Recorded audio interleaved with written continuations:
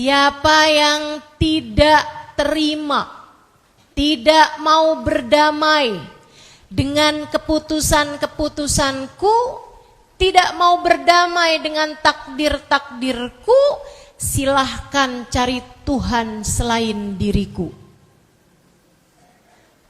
Serem bener. Apa artinya silahkan cari Tuhan selain diriku? Allah sangat mungkin untuk mencabut keimanan dari orang tersebut yang tidak terima, yang tidak ridho dengan apa yang sudah Allah Subhanahu wa ta'ala takdirkan. Yo, kita semua nih sebagai manusia menjalani takdir kita masing-masing. Allah ciptakan kamu, ada yang tinggi, ada yang pendek, ada yang langsing, ada yang langsung, ada yang putih, ada yang sawo.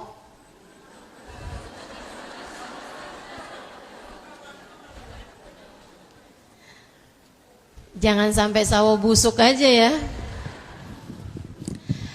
Semuanya udah memang takdirnya masing-masing. Wajah kita nih Bu, nih Bu, Dek,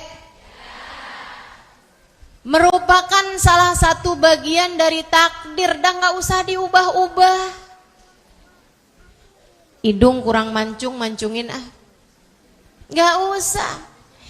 Ini bagian dari takdir yang telah Allah Subhanahu wa ta'ala berikan kepada kita. Rawat boleh, ubah jangan. Didandanin, pakein lipstik, pakein bedak, mau pakein apa tuh namanya, eyeshadow misalnya, mau dipakein bayang-bayang,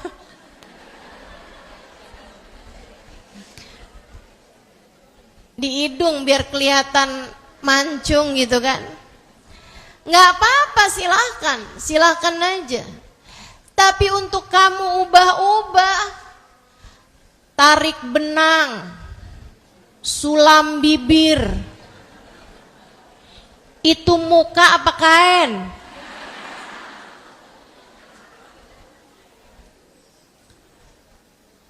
Masya Allah. Bagian dari takdir, terima Bu. Jangan mentang-mentang ada duitnya, kemudian hidung tambah mancung,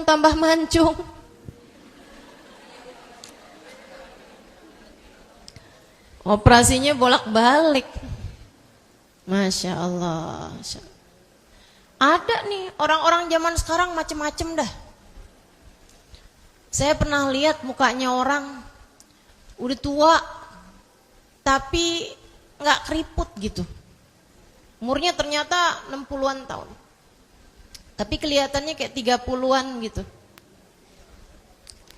Ternyata itu habis operasi ganti kulit.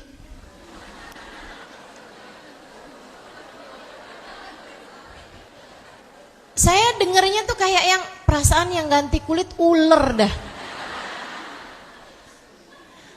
Orang zaman sekarang main ganti kulit segala. Dah gak usah ya Bu ya. Orang Depok dah gak usah pakai ganti kulit. Teman-teman saya yang biasa hadir di majelis dah gak usah pakai begitu-begituan. Tenang Bu. Cantik itu bukan tentang kulit mulus, bukan tentang seberapa tinggi hidung, bukan tentang seberapa indah bentuk tubuh. Akan tetapi cantik itu tentang seberapa tinggi budi pekertimu, seberapa indah senyumanmu, dan tentang seberapa dalam cintamu kepada Allah dan Rasulnya. Itu cantik beneran tuh. Hati penuh kasih sayang, itu cantik. Cantik. Jadi Jangan pernah berpikir, nih suami saya nih tertarik sama perempuan lain, mungkin karena saya kurang cantik. Saya oplas enggak. Saya rasa mungkin karena kurang sering mendapatkan senyuman darimu, kurang merasa dihargai olehmu, atau ya emang mau aja kali.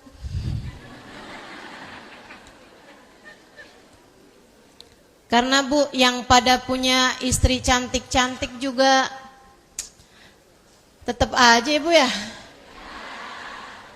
Udah aja lah, kita nggak usah fokus kepada dia, kita hanya akan fokus kepada kita. Semua manusia menjalani jalan kehidupannya masing-masing. Semuanya sudah dituliskan oleh Allah Subhanahu wa taala, takdirnya masing-masing. Ada yang sekolah, ada yang enggak sekolah. Ada yang sekolah kemudian bekerja, ada yang sekolah pinter-pinter tapi susah dapat kerja. Ada yang bagus kerjaannya tapi susah dapat jodoh. Ada yang waktu sekolah beberapa kali enggak naik tapi gampang banget dapat jodohnya.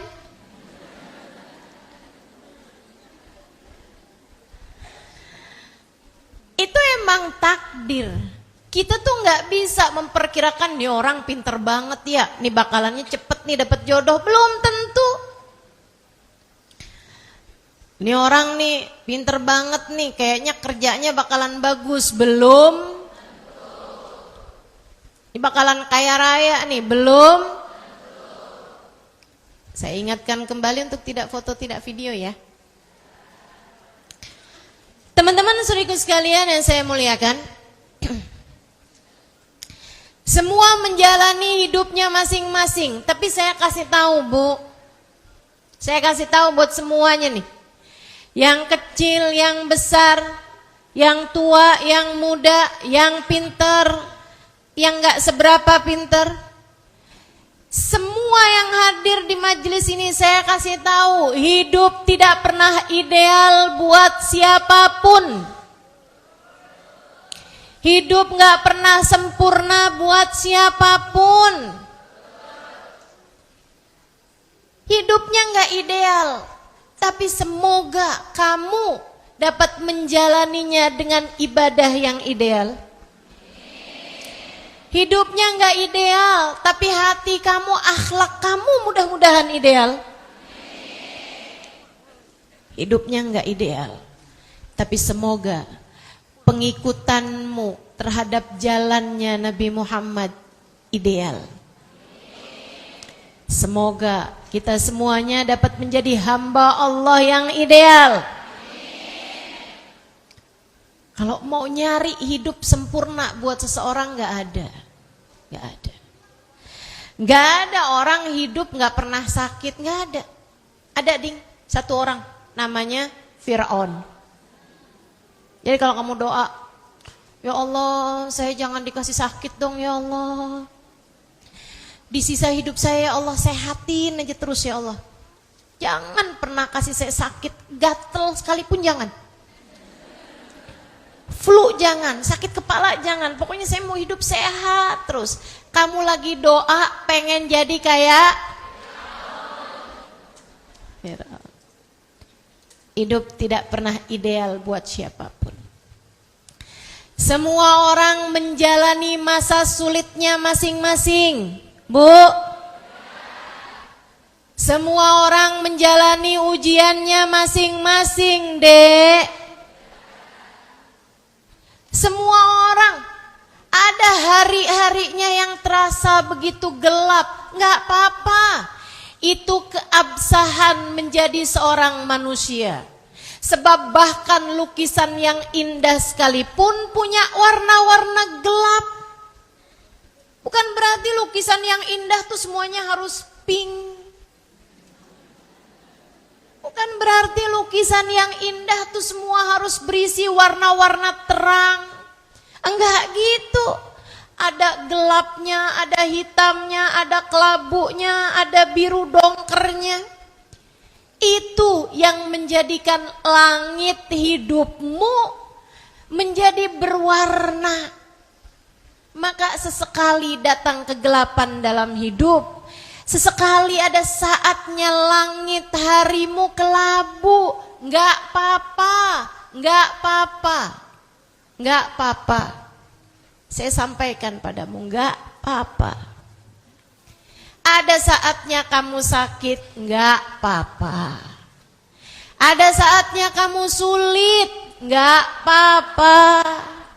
Ada saatnya kamu dibenci oleh orang, enggak apa-apa.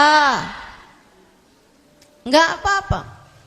Ada saatnya kamu hilang uang, hilang kerjaan, hilang respek dari orang, enggak apa-apa. Enggak apa-apa. Kamu hanya perlu memastikan bahwa dalam keadaan apapun kamu tetap menjadi hamba Allah yang Allah Subhanahu wa taala ridho kepadamu. Itu aja. Itu aja. Dalam keadaan apapun tetaplah memantaskan diri menjadi hamba yang Allah akan memandangmu dengan pandangan kasih sayangnya.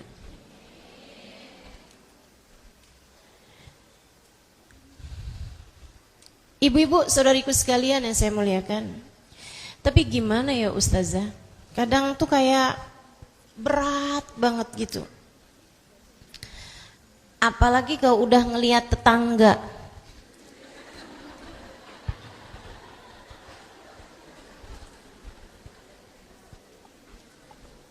Hidup saya susah. Tetangga tinggal beli barang mulu. Tiap hari kurirnya Shopee. Dateng mulu ke rumah.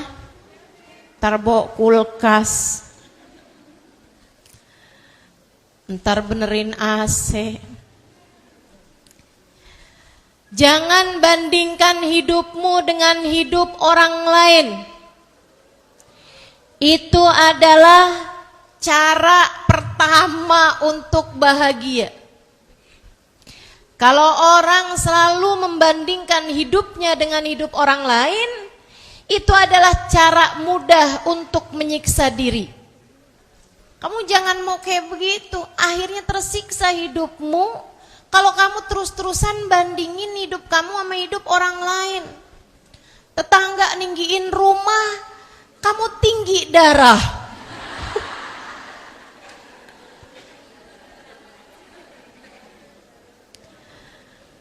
Tetangga beli mobil baru, kamu yang diangkut sama mobil ambulan. Jangan. Tenang. Qad ja'alallah likulli syai'in qadra. Allah Subhanahu wa taala telah menetapkan segala sesuatu. Udah diukur sama Allah. Sudah diukur sama Allah. Kata Allah, la yukallifullahu nafsan illa wus'aha. Allah tidak akan pernah membebani satu jiwa di luar batas kemampuannya. Enggak akan. Ini saya kasih tahu. Semiskin-miskinnya dirimu enggak akan sampai di tingkatan kamu enggak punya makanan buat kamu makan hari itu. Semiskin-miskinnya dirimu enggak akan. Ada ceritanya kamu sampai dari miskinnya enggak punya sesuatu untuk bisa kamu makan hari tersebut. Enggak ada. Mungkin kamu akan kepikiran untuk seminggu depan nih, enggak ada. Mungkin kamu akan kepikiran untuk besok hari, kayaknya enggak ada. Tapi untuk hari itu ada pasti. Besoknya nanti Allah akan kasih lagi. Saudaraku sekalian saya muliakan, kenapa? Coba diinget-inget. Kalau nggak percaya coba diinget-inget. Nggak usah yang dikerjain orang lain atau yang terjadi orang lain. Yang terjadi pada dirimu. Sebab kalau omongan orang, saya pernah 3 hari nggak ada makanan apa-apa. Itu orang. Belum tentu mereka menceritakan sesuai dengan kenyataan. Tapi dirimu. Saya tanya, pernah nggak kamu berada dalam kemiskinan yang membuat kamu buat makan hari itu kamu nggak punya? Enggak pasti. Enggak. Iya loh Ustazah, kenapa gitu ya? Padahal saya miskin, tapi buat makan hari itu sih saya ada. Betul. Karena Bu, Allah udah ngukur ujian sesuai dengan keimanan. Yang dikasih ujian sampai nggak bisa makan, itu kelasnya Nabi Muhammad. Yang dikasih ujian sampai nggak bisa makan 3 hari 3 malam, bukan karena lagi diet ya, tapi memang nggak ada yang dimakan, nggak ada yang bisa dimakan. Itu kelasnya keluarganya Nabi Muhammad, kelasnya para sahabat Nabi Muhammad, kelasnya para wali-walinya Allah Subhanahu wa Ta'ala. Kalau kelasnya kita mah nggak ada Bu, iman kita belum setinggi itu. Untuk Allah kasih ujian setinggi itu Bu. Anak TK nggak bakalan dikasih ujiannya anak SMA. Tenang, jangan kegeeran ngerasa diri anak SMA. Berat banget nih ujian. Bukan berat ujiannya, ujiannya meringan. Kamu yang gak pinter jawabnya.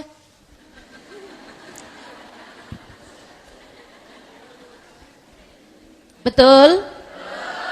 Coba diinget-inget lagi. Bukan ujiannya yang berat, tapi kamu yang belum mampu untuk menjawabnya. Makanya ada seorang bapak bilang, anak bilang sama bapaknya gini, Pak, makanan kita habis, sudah nggak punya beras, sudah nggak punya apa-apa. Kita malam ini akan tidur dalam keadaan kelaparan. Kata bapaknya, jangan GR nak. GR gimana Pak? Saya lagi ceritain penderitaan kita. Bahwa kita nggak punya makanan buat kita makan nanti malam. Iya tapi kamu jangan kegeeran. Itu tuh ujiannya para nabi. Itu ujiannya para wali. Kita mah gak akan diuji setinggi itu. Liatin aja. Beneran, habis maghrib ada yang kirimin berkatan kenduri di dekat rumah. Tuh karena ujian kita mah belum segitu gedenya. Ujiannya Nabi gede sampai mengganjal perutnya dengan batu. Sahabat tuh pernah sholat di belakang Nabi Muhammad. Tiap Nabi Muhammad gerak, kedengeran suara gemertekannya batu. Ternyata ada beberapa kerikil, beberapa batu Nabi Muhammad letakkan di perut beliau karena sudah 3 hari 3 malam tidak masuk makanan apa-apa ke dalam perut beliau. Itu Nabi. Maka Bu, sebelum kamu bilang, saya miskin amat sih hidupnya. Kenapa sih hidup begitu menderita? Saya adalah perempuan paling malang di dunia. Sebelum kamu berpikir seperti itu, silahkan lihat lagi keadaanmu itu. Pernahkah Allah membiarkanmu tanpa makan? Pernahkah Allah membiarkanmu tanpa pakaian? Pernahkah Allah membiarkanmu pengen tidur gak punya tempat untuk sekedar bernaung? Gak pernah. Saudariku sekalian yang saya muliakan, jadi sebelum kamu bilang bahwa uang saya sangat tipis, tunggu dulu, jangan-jangan sebenarnya yang tipis bukan uangmu tapi imanmu. Sebelum kamu bilang betapa miskinnya saya, Sebelum kamu berucap itu, lihatlah dirimu itu. Jangan-jangan bukan seberapa miskinnya saya, betapa miskinnya saya, tapi betapa tidak bersyukurnya saya. Seringkali yang kurang tuh bukan uangnya, tapi syukurnya. Seringkali yang kurang tuh bukan nikmatnya, akan tetapi syukurmu terhadap kenikmatan yang datang dalam hidupmu. Bu, Allah kasih mata, mau gak ditukar 200 juta? Masing-masing 100 juta gitu. Mau? Gak mau tuh. Yang di belakang mau nih kali? Enggak juga. Gak mau. Kamu punya ginjal tuh Bu, kalau didonorkan lumayan loh. Mau gak? Donor ginjal 500 juta mau? Betapa sangat kayanya dirimu. Saudariku sekalian yang saya muliakan, jangan sampai ketidakmampuanmu berdamai dengan takdir yang sedang datang dalam keadaan tidak menyenangkan, membuatmu lupa sama takdir-takdir baik yang datang dalam hidupmu itu. Ini nih kayak gini loh Bu, saya kasih cerita permisalan yang gampang, biar nanti ibu-ibu jadi bekel, inget-inget terus gitu. Ada orang bikin bangunan pasang bata. Memang bangunannya bata yang disusun-susun gitu, nggak di tembok. Habis dia pasang nih, dia lihat, cakep nih. Dia lagi mengagumi hasil kerjanya, ada kawannya masuk. Dia bilang, siapa nih ngerjain tembok ini? Saya. Bagus kan? Apaan nih, kayaknya miringnya 2. Dilihatin, iya ya ampun, miring nih 2 nih, gak simetris. Kok bisa miring sini? Kayaknya tadi pas ngerjain nih saya lagi kepikiran utang nih kayaknya. Bisa miring kayak gini ya. Aduh gimana nih. Ibu-ibu sekalian, dia setiap kali lewat dinding itu dia lihat 2 yang miring itu dan dia jadi sedih. Sampai karena gak enak banget perasaan dia sampai datang sama mandornya. Dia bilang, boleh gak nih dinding ini saya hancurin, terus saya bangun lagi gitu. Kata mandornya, jangan, udah banyak tuh modalnya, gak usah, udah biarin aja. Tapi ini ada 2 yang miring, ya udah gak apa-apa deh gitu. Dia bilang, saya tiap lewat dinding itu tiap galau, tiap kesel, tiap sedih. Sampai datang satu hari ada teman saya memeriksa bangunan. Terus dia bilang, bagus nih bangunannya, tembok yang ini siapa yang bikin? Saya. Bagus. Apaan nih 2 miring? Kata dia nih. Oh, emang batu batanya semua yang dipasang berapa? 200. Kalau 202 yang miring, artinya kamu sudah memasang 198 yang lurus. Itu yang sering terjadi pada hidup kita.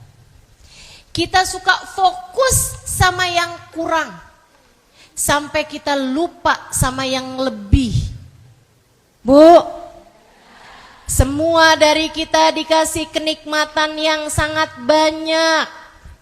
Jangan sampai fokusmu kepada yang kurang-kurang membuatmu kemudian jadi lupa betapa sangat banyaknya kenikmatan yang telah Allah SWT berikan dalam hidupmu itu.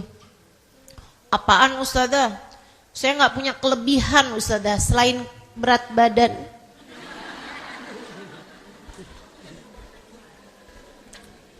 Enggak gitu. Banyak kelebihanmu. Apa kelebihan kita? Nih saya kasih tahu. Ibu-ibu saudaraku sekalian, kelebihan kita Allah anugerahkan kepada kita kenikmatan namanya iman. Kenikmatan yang sangat amat besar. Tidak Allah SWT berikan kecuali kepada hambanya yang dia cinta. Semua yang hadir di tempat ini, kamu telah diberi kesempatan. Kamu telah diberi potensi untuk menjadi seorang hamba yang tercinta di sisi Allah. Bukankah kamu beriman? Bukankah kamu meyakini bahwa Allah adalah Tuhanmu? Nabi Muhammad adalah nabimu? Saudariku sekalian yang saya muliakan, jutaan orang-orang di atas muka bumi ini Allah menciptakan mereka, akan tetapi Allah tidak perkenankan mereka untuk mengenal penciptanya.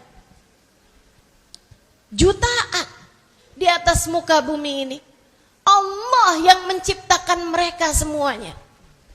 Akan tetapi Allah tidak mengizinkan mereka untuk kenal siapa kekasihnya, baginda kita Nabi besar Muhammad.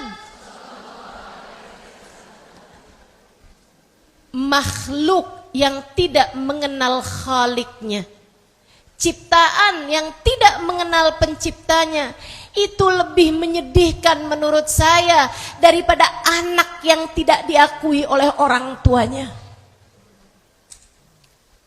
Dia makan, dia minum, dia tidur, dia kawin, dia berhubungan badan. Akan tetapi tidak sekalipun dia diizinkan untuk menyebut nama Allah Tuhannya. Ibu pernah ngerasain gak gini? Sebel banget sama orang sampai gak pengen ketemu sama dia. Pernah? Bu, saya tanya lagi. Pernah gak sebel banget sama orang sampai gak kepengen nyebut namanya? Parah juga ya ibu-ibu nih ya.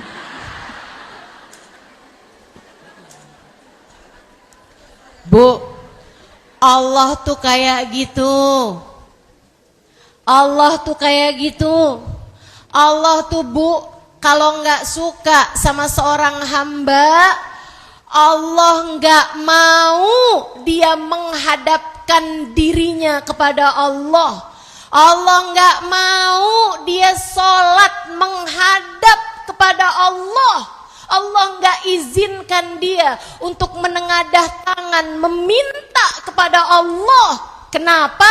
Karena dia tak lagi bernilai di mata Allah, sehingga Allah tidak menginginkan memandang wajahnya. Allah tuh kalau benci sama seorang hamba, Allah tidak izinkan dia untuk meletakkan dahi di tempat sujudnya. Allah tak izinkan dia untuk sekedar menyebut namanya. Seumur hidup dia nggak pernah lisannya menyebut nama Allah. Padahal Allah yang menciptakan dirinya, Allah yang menciptakan lisannya. Allah nggak mau. Allah nggak mau. Makanya Allah begitu cinta padamu. Dibiarkannya kamu sholat, diperkenankannya kamu untuk memanggil-manggil namanya, diizinkannya kamu siang hari ini duduk di masjid untuk mendengarkan tentangnya, diizinkannya hatimu berdebar-debar, diperdengarkan tentang segala sesuatu tentangnya, diizinkannya lisan-lisan kamu untuk menyebut-nyebut namanya dan bersolawat kepada kekasihnya, diperdengarkannya kepadamu firman-firmannya. Apalagi tanda cinta yang lebih besar daripada ini semuanya. Kamu adalah seseorang yang tercinta di sisinya. Jangan pernah iri terhadap siapapun. Kalau ada seseorang yang kamu kepengen iri, irilah kepada mereka yang Allah perkenankan mengingat nama Allah tanpa jeda. Kalau ada seseorang yang kamu irikan, irikanlah mereka yang menyebut nama Allah setiap waktu. Irilah kepada mereka yang selalu bersyukur kepada Allah Subhanahu wa taala apapun saja yang Allah berikan dalam kehidupannya. Merekalah hamba-hamba tercinta di sisinya. Saya kalau ditanya, Ustazah, sepanjang hidup pernah nggak datang rasa iri? Pernah, pernah. Tapi saya nggak pernah iri sama perempuan yang cantik-cantik itu. Apalagi cantiknya hasil operasi. Nggak asli. Saya nggak pernah iri sama perempuan-perempuan yang duitnya banyak, kaya-kaya, gitu ya. Nggak iri saya. Saya nggak kepengen menjadi salah seorang di antara mereka. Saya nggak pernah iri sama seorang perempuan yang suaminya cinta mati sama dia. Saya bayangin kalau saya dicinta matiin sama suami saya susah pasti mau izin ngajar. Bakalan banyak tuh undangan yang pakai persyaratan. Saya akan datang kalau suami saya ngizinin ya. Ustazah hari ini datang apa enggak? Maaf, tangan saya dipegangin mulu nih. Nyusahin pasti. Betul gak? Ibu-ibu mau saya dicintai segitunya sama suami saya?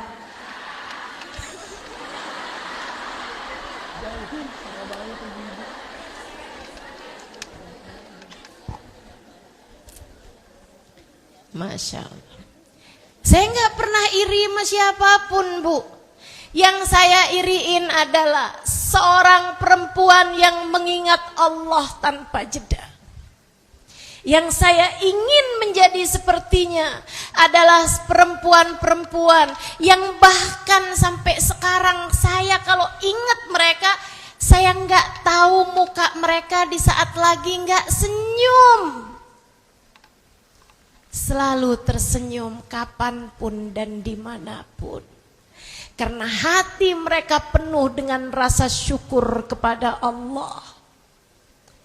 Bahkan di saat sakit mereka, bahkan di saat sulit mereka, bahkan di saat-saat paling berat dalam kehidupan mereka, ucapan yang selalu mereka sampaikan adalah Alhamdulillah. Luar biasa. Saya ada cerita tuh di buku Bidadari Bumi yang pertama. Perempuan yang saya temui di bis. Boleh lah ya saya cerita lagi. Saya hari itu dapat tugas ngajar untuk daurah. Daurah itu pesantren kilat buat perempuan. Tapi kami buatnya Daruz Zahra waktu itu. Waktu saya sekolah di Tarim, Hadramaut, Yaman. Saya dapat tugas mengajar di luar pesantren. Ada daurah yang dilaksanakan atau dibuat oleh guru kami, Babah Nur, mengajar perempuan-perempuan di kota Tarim. Saya pagi itu udah siap-siap jalan nih. Saya punya jadwal kajian jam kedua, tapi kendaraannya akan menjemput kami dari sebelum jam pertama. Bis datang mengangkut semua perempuan-perempuan tuh. Ada kayak semacam pemberhentian bisnya gitu.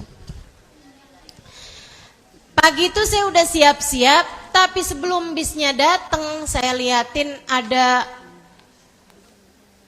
angin. Angin di sana tuh suka kelihatan kalau mau berhembus, Bu, kenceng, muter-muter. Gurun pasir tuh anginnya begitu ya. Saya ingat saya punya jemuran. Hampir semua baju saya lagi saya jemur. Itu kalau misalnya nggak saya selamatin, saya takut aja jemuran saya kena angin beliung begitu tuh. Yang akhirnya saya nggak punya baju, sama yang paling saya khawatirkan, ada Syekh, ada Habib lagi jalan di depan pesantren. Tiba-tiba, apa ini? Saya sedih, saya nggak mau jadi perempuan yang begitu. Jadi akhirnya saya naik lagi, saya selamatin jemuran saya taruhin di ember, saya turun lagi, bisnya udah jalan. Untung saya punya ngajarnya jam kedua. Saya telepon kepada pihak Pondok Pesantren Putra Darul Mustafa, saya bilang saya punya jadwal ngajar di Darul Faqih waktu itu tempatnya, tapi saya ketinggalan bis. Dia bilang, marhaba ustazah, baru silakal bas. Dia bilang, baik ustazah, kami akan kirimin bas. Saya, Bu, dari sejak umur segitu tuh udah ngajar saya. Jadi kalau ibu-ibu nih ada yang bilang, wah Ustazah Halimah nih lagi viral, ada ustadzah baru. Bu, saya nggak baru. Saya jadi ustadzah udah lama. Ustadzah kemana aja ya dulunya ya? Bukan saya yang kemana aja dulunya, kamu yang kemana aja dulu. Saya udah lama ngajar, dari tahun 2003 saya mulai ngajar di Jakarta. Sekarang udah tahun 2023, udah 20 tahun saya ngajar. Udah hampir separuh dari hidup saya. Tuh ya, ibu-ibu lihat saya umurnya kayak berapa nih?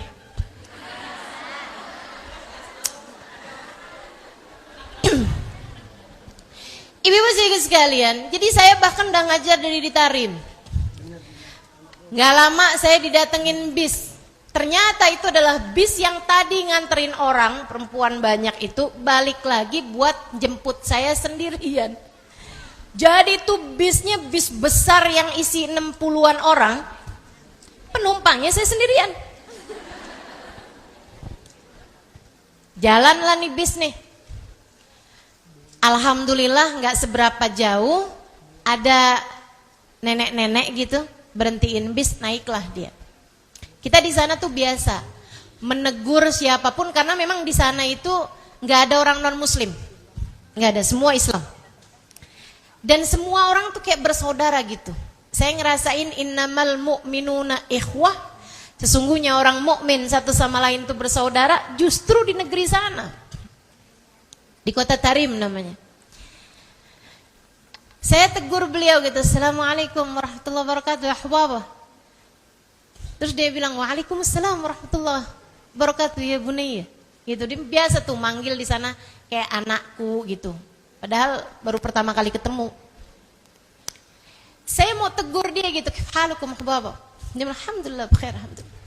Saya mau ajakin ngobrol, sok-sokan sekalian latihan bahasa Arab. Tapi perempuan itu dari awal naik lisannya nggak berhenti, la ilaha illallah, la ilaha illallah, la ilaha illallah, la ilaha illallah, la ilaha. Saya nggak mau dong gangguin orang lagi zikir. Dia duduk di depan saya 2 baris, saya di belakangnya, saya liatin pemandangan. Mobil melaju cukup kenceng. Tiba-tiba ada anak kecil nyebrang. Mobil akhirnya ngerem takut nabrak tuh anak. Abis-abisan ngeremnya, kayaknya diteken sampai mentok gitu karena takut nabraknya anak kecil. Sampai bikin saya waktu itu kurus, Bu. Itu saya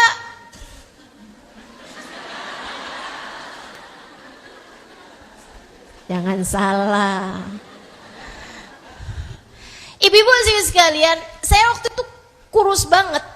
Saya tuh begitu dibilang, begitu mobilnya itu ngerem, Kan itu otomatis kan kita ke belakang terus ke depan kan begitu.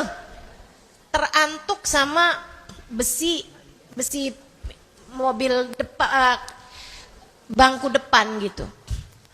Begitunya aja yang kayak begitu gitu.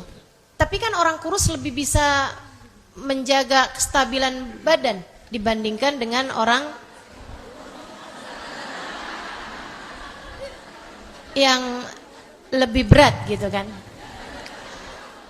Perempuan di depan saya, nenek-nenek ini, ibu-ibu sekalian. Ini enggak ya, saya enggak lagi ngebully yang beratnya overweight gitu, enggak. Tenang ibu-ibu sekalian, berat badanmu bertambah, insya Allah seberat itu pula lah pahalamu di sisi Allah. Berat badanmu lebih, insya Allah lebih pula kedekatanmu dengan Allah.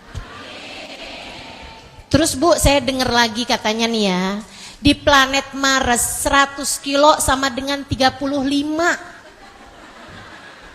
100 kilo di bumi sama dengan 35 berat di planet Mars. Jadi kalau ada orang bilang, kamu kok gemuk banget? Enggak, saya enggak gemuk, saya cuma salah planet.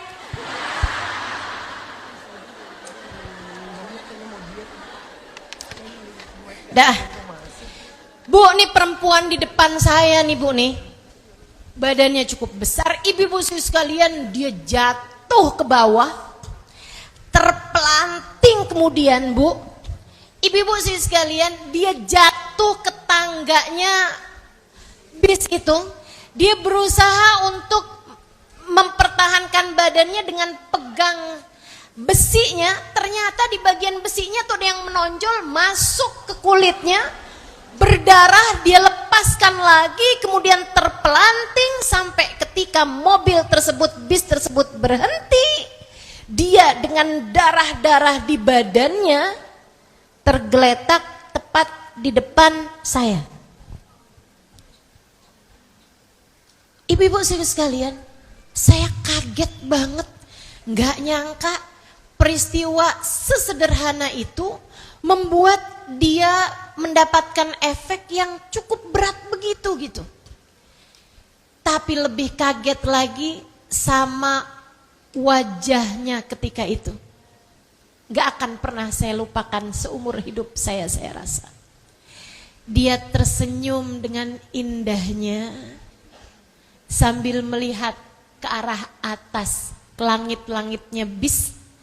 Dia bilang, Rabbuna Karim, Allah Maha Baik, makasih ya Allah. Saya mikir, jangan-jangan kena sarafnya nih. Saya tanya sama beliau sambil berusaha buat saya bangunkan, kayak halik Hubabah, gimana kabarmu Hubabah? Alhamdulillah, Rabbuna Karim, Alhamdulillah. Alhamdulillah ya nak ya, Allah Tuhan kita baik banget ya nak, Alhamdulillah, Alhamdulillah. Senyum. Saya tanya sama dia, kenapa begitu?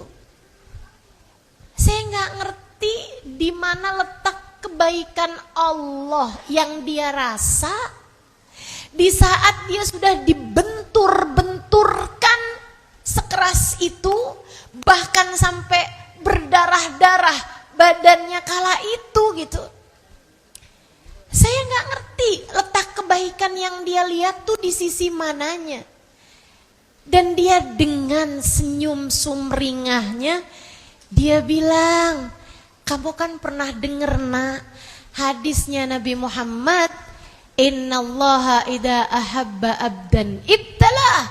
Allah kalau lagi cinta sama seorang hamba, diujinya hamba tersebut. Alhamdulillah nak, Allah lagi cinta sama kita, alhamdulillah, alhamdulillah. Saya tinggal bengong aja. Sampai saya turun, saya ngajar, habis itu saya pulang, saya makan, terus sampai malamnya. Wajah dia, ucapan dia tidak saya lupakan. Sampai malam hari itu saya ingat saya nggak bisa tidur semalaman. Air mata saya tak berhenti mengalir. Saya merasa malu sekali sama Allah Subhanahu wa taala. Ada hambanya yang bahkan dikasih sakit tetap bersyukur. Ada hambanya yang saat diuji dengan kesulitan tetap bersyukur. Ada hambanya yang di saat dikasih luka tetap berterima kasih kepada Allah Subhanahu wa taala. Sementara saya bergelimang nikmat tidak saya syukuri. Ketika dikasih sedikit ujian, saya tak berhenti meratapi. Di antara hamba-hamba Allah, ada yang mampu mensyukuri bahkan sakit. Ada yang mampu mensyukuri bahkan luka. Ada yang mampu mensyukuri bahkan yang orang lain sebut sebagai derita. Sementara kita dikasih kenikmatan bergelimpangan. Sementara kita dibuat Allah Subhanahu wa taala kesana kemari dengan nikmatnya Allah Subhanahu wa taala yang tak pernah ada putus-putusnya. Kita lupa mensyukurinya. Namun jika dikasih ujian sekecil apapun, kita mendadak merengek-rengek, merasa diri kayak sebagai makhluk yang paling berat ujiannya, merasa diri sebagai seorang yang sebenarnya nggak pantas diperlakukan seperti itu, merasa diri paling menderita, merasa diri bahwa Allah telah memberi ujian yang paling besar dalam kehidupan kita. Bukan. Yang menipis bukan uangmu, tapi syukurmu. Bukan. Yang berat bukan hidupmu, akan tetapi kemampuan untuk berdamai dengan takdir yang belum kamu miliki. Yo, belajarlah menikmati dan mensyukuri kenikmatan. Suara anak-anak, syukuri. Suami yang tidur sambil ngorok, syukuri. Bu, kalau dia meninggal duluan, saya berani jamin padamu, kamu akan rindu bahkan suara ngoroknya. Beneran. Suara tawa anak-anak, suara tangis anak balita, syukuri. Kamu hari ini duduk di majelis ini, dengerin saya bicara tentang Allah, syukuri. Kamu bisa berkumpul dengan orang soleh soleha. Kamu bisa berkumpul dengan perempuan-perempuan soleha, bersolawat bersama-sama tadi, syukuri. Ada banyak sekali kenikmatan yang telah Allah Subhanahu wa taala berikan dalam kehidupan kita. Jangan sampai fokusmu kepada sedikit ujian yang Allah berikan membuatmu lupa begitu banyak kenikmatan yang telah Allah Subhanahu wa taala berikan dalam kehidupanmu. Jika ada ujian, itu hanya 2 batu bata dari 200 batu bata yang bagus. Cuman masalahnya fokus kamu tuh kepada hal-hal itu. Yuk kita fokus kepada apa yang sudah kita punya. Jangan lihat pada apa yang kamu belum punya. Syukuri apa yang ada. Jangan kejar terus-terusan apa yang belum ada. Iya Bu, kamu punya anak, syukuri. Yang punya suami, syukuri. Yang belum punya, syukuri. Iya kan? Karena ya Bu ya, nih urusan berumah tangga nih. Ada banyak orang-orang yang berumah tangga tapi yang lihatnya tuh gini, enak ya yang gak punya suami tuh gak ribet. Betul? Sementara nih ada yang jomblo nih bilang kayak gini, enak ya yang udah punya suami. Ada yang selalu nungguin. Gitu. Itu sih emang manusia gitu tuh. Manusia sukanya kayak gitu. Ini yang Allah sebut innal insana lirabbihi lakanud. Kata Allah SWT, sungguhnya manusia ini kepada Tuhannya susah terima kasihnya. Susah terima kasihnya. Itu manusia secara umum kayak gitu. Tapi hamba-hamba yang tercinta enggak gitu. Hamba yang tercinta kata Allah, wa qalilun min ibadiyas syakur. Sedikit sekali hambaku. Kelas tinggi nih. Elit-elit hambanya Allah. Qalil, sedikit jumlah mereka. Min ibadiyas syakur, dari hamba-hambaku yang mampu bersyukur. Alhamdulillah. Dah syukurin aja. Belajar kita untuk berdamai dengan tiap takdirnya Allah Subhanahu wa taala sambil tetap yakin bahwasanya bahkan di saat gelap langit yang sedang kita jalani, Allah Subhanahu wa taala menyimpan di sebaliknya keindahan-keindahan, menyimpan di sebaliknya kenikmatan-kenikmatan yang kita akan selalu mendapatkannya. Bahkan dalam tiap sakitnya cubitan yang Allah Subhanahu wa taala cubit kita dalam kehidupan di atas muka bumi ini, Allah Subhanahu wa taala janjikan pahala yang besar, janjikan kenikmatan-kenikmatan. Allah Subhanahu wa taala hanya akan berikan kepada kita yang paling indah di atas muka bumi ini. Insya kita hanya perlu untuk tetap memastikan iman penuh dalam hati kita. Kita hanya perlu untuk terus memastikan bahwasanya rasa syukur memenuhi seluruh ruang hati kita. Kita jadi hamba Allah Subhanahu wa taala yang beriman dan penuh syukur. Insya Allah kita akan senantiasa menjadi hamba-hamba yang tercinta di sisinya, hidup dalam bahagia, mati husnul khotimah, di akhirat masuk dalam surga. Amin ya rabbal alamin. Rabbana zalamna anfusana wa illam taghfir lana wa tarhamna lanakunanna minal khasirin.